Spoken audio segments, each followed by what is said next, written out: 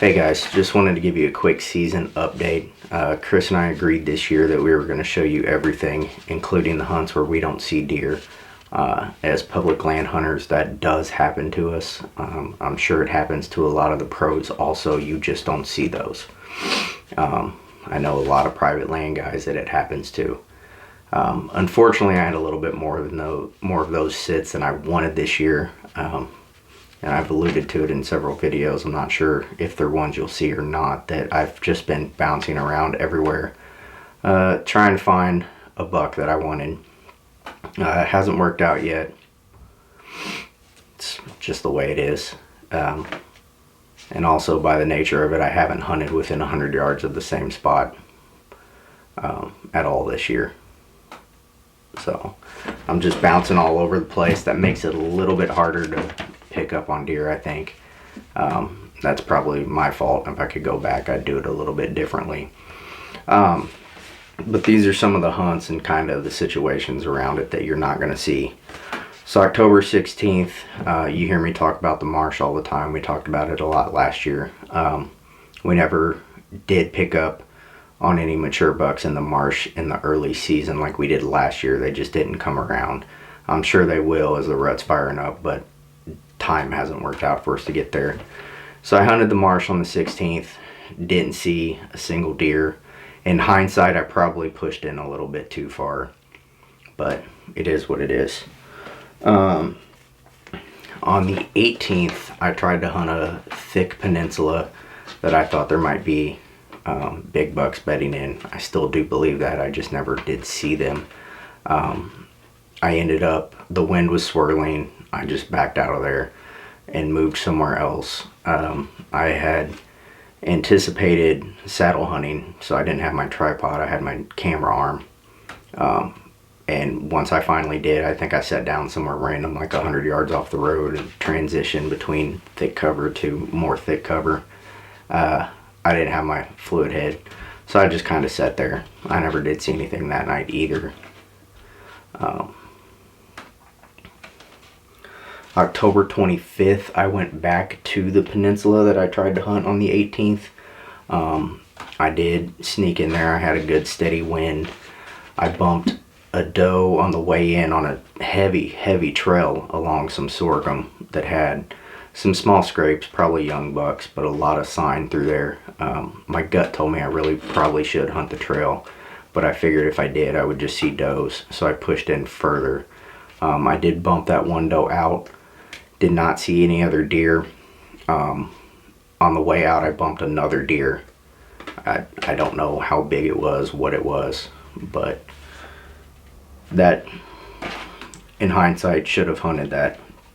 October 31st, I tried to go back into the same peninsula. I wanted to push deeper. There was a little island off of it where I thought bucks might bed. Chris confirmed that in the past they had. I tried to push back there. It was too overgrown. I did find some sign, but I couldn't find anywhere that I could sit and actually shoot a bow. And pretty much once I got past the spot I hunted on the previous hunt, it was too tall for me to shoot over anything. So I moved out of there. I went to an oak line. Not a lot of sign in there, but historically it's held deer in the cover. It's been a good travel area between the fields.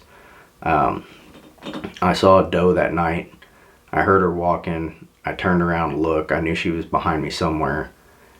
Unfortunately, I didn't see her before she saw me. I never got a camera on her. Never got closer than 40 yards, which was fine. I had things I had to do that night. I had to pick the kids up right after the hunt, so it was a buck or nothing kind of night. But I never did get anything on camera that day.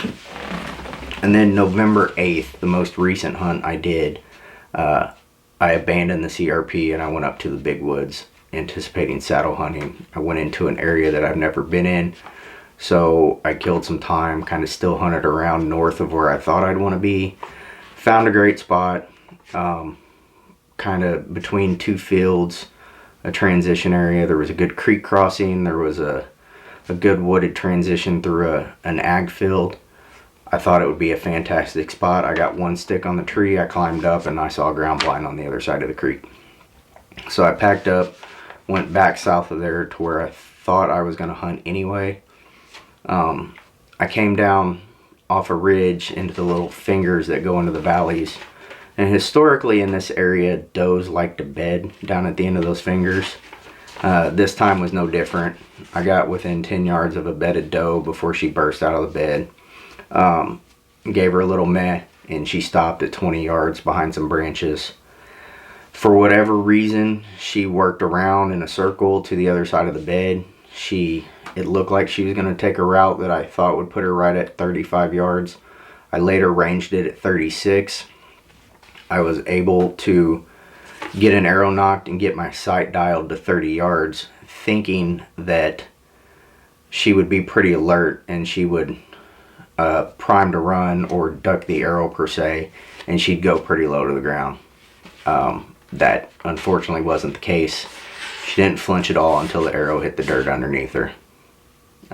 She trotted up another 10 yards and kind of milled around at 40 yards, browsing for a little bit, keeping an eye on me. Never did present another shot.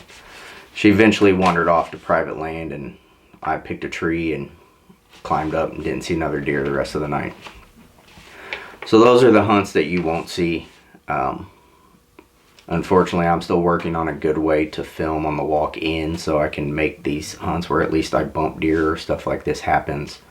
It's a little harder bow hunting when you're by yourself, unless I want to carry the tripod and have it ready to set up all the time. So I don't know what I'm going to do yet. We're going to work on a solution for that for next year. If you guys have any ideas, please let me know in the comments. I'm not exactly sure when you see this. I suspect you're probably going to see it on gun season opener, in which case Chris and I will be up at deer camp in Hoosier National Forest, about 2 hours away from here. We're going to spend, right now the plan is to spend 4 days there. So far we both have all of our tags, so that's 2 does and a buck. I suspect that we will be filling most of those tags while we're up there. We'll see how that goes. Historically, when I go places where I can actually shoot does, I never see anything bigger than a fawn, or I see a bunch of spikes, or bucks in general. This is the first year going up there that I do not have my buck tag filled already, so I'm a little bit excited about that. Chris still has his tag, and the guys we're going up with both still have their buck tags. So it should be a fun time. We're not sleeping in a teepee. It's not going to be 15 degrees every night. We are going to tent camp at our buddy Patrick's house. I think the lows are only maybe 35, which our sleeping bags are plenty warm for that. So it should be a good time. A lot of footage still to come. With any luck, we'll fill all of these tags. And I may come home and buy an archery tag and a muzzleloader tag still, just to keep going. Plenty of people that I can donate to. So thanks for watching, guys. More content coming. Promise we're going to get some deer on film this year. Alright, thanks.